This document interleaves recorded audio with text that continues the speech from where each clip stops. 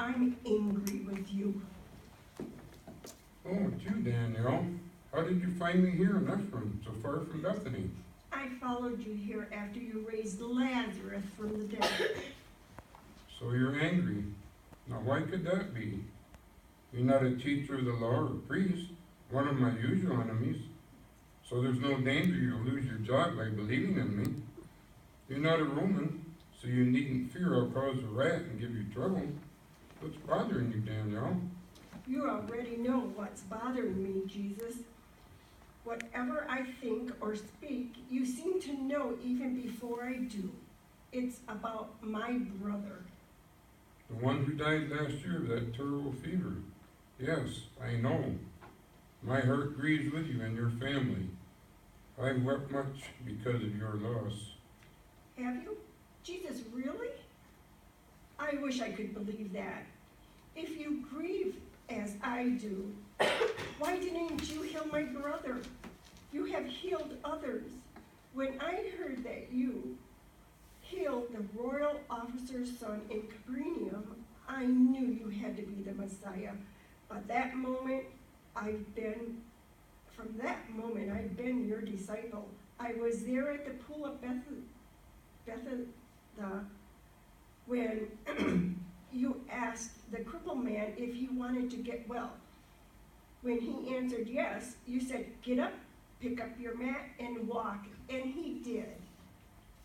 And thus makes you angry that two suffering souls are cured and restored to those who love them? Oh no, Jesus, that's not what angers me. What angers me is that if you could heal them, you could have healed my brother. But you didn't. I prayed and prayed, but he just got weaker and weaker. Just a few weeks before you raised Lazarus from the dead, my brother died, but you never came. So that's it. You think I'm unfair. You think that I love others more than you and your family?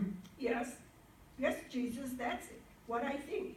And when you came all the way from across the Jordan to Bethany, at the request of Martha and Mary, when Lazarus died, I was sure of it. You wept with them, but not me.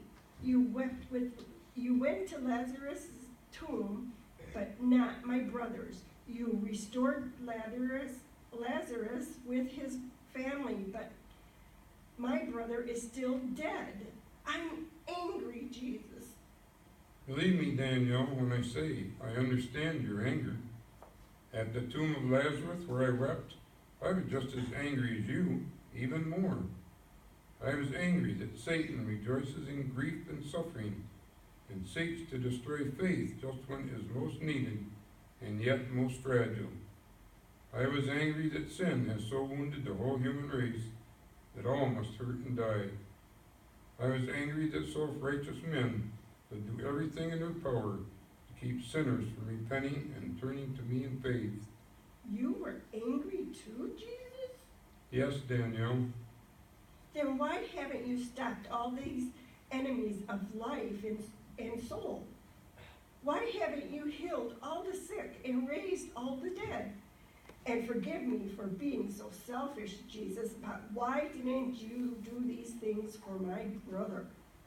Danielle, your brother's illness and death are a symptom of a far greater tragedy. He and all humankind are locked in a cycle of sin and death and suffering that would never end unless God intervened, and He has. He has sent me. A few healings and 2 men raised from the dead, that widow's son and Lazarus, haven't done much to solve the problem, Jesus. I thought that when the Messiah came, all the blind would see, all the lame would walk. I thought no one would ever die young again. The prophet Isaiah told us that in that wonderful day, all of God's people would live out their years in peace, enjoying the fruits of their labor, surrounded by their children and grandchildren. Indeed they will. And blessings even far greater than these are in store for those who believe. But the weapons Messiah must wield to accomplish these things are far different from what most people expect, Danielle. If I spent every hour of every day healing the sick and raising the dead, I would still not accomplish my mission. Sickness and death and grief would go on and on. Already those whom I have healed are getting sick again, and soon the widow's son and even Lazarus will die once more. It is not a temporary healing or resurrection that they and their brother need, but an eternal one. I don't understand, Jesus. The power of Satan must be broken, Danielle, before a new heaven and a new earth without death and mourning and crying and pain can come to pass. What can only one person, you, Jesus, do to break Satan's power? If we could see him, we could take up swords and spears and follow you into battle. But what are swords and spears against a fallen angel? There are nothing against such an enemy. You are right, Danielle. Swords and spears will never defeat Satan. Indeed, they only help him.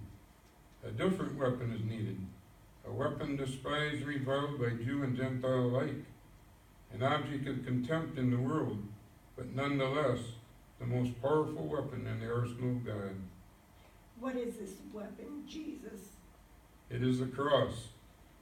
God has sent me to die on the cross, taking upon myself the sin and guilt of all mankind, dying in every sinner's place, that Satan might no more have power over them, the power to accuse and condemn. I am to be pierced for every transgression, punished that you and the whole human race might have peace and be healed. You would do this for me, for my brother, for others? Why, Jesus? Because God so loves the whole world that he has given me to die for you. But how will your death solve anything, Jesus? If you are dead, then the devil will have won. You're a good theologian, Danielle. If I were to remain dead, then Satan would have won, and there would be no hope for those who suffer and die. But death cannot hold me. On the third day I will live. That is why I told Martha, the sister of Lazarus, I am the resurrection and the life. He who believes in me will live, even though he dies. So that's it. Because you die and rise again, my brother's death is temporary, and all our suffering is temporary.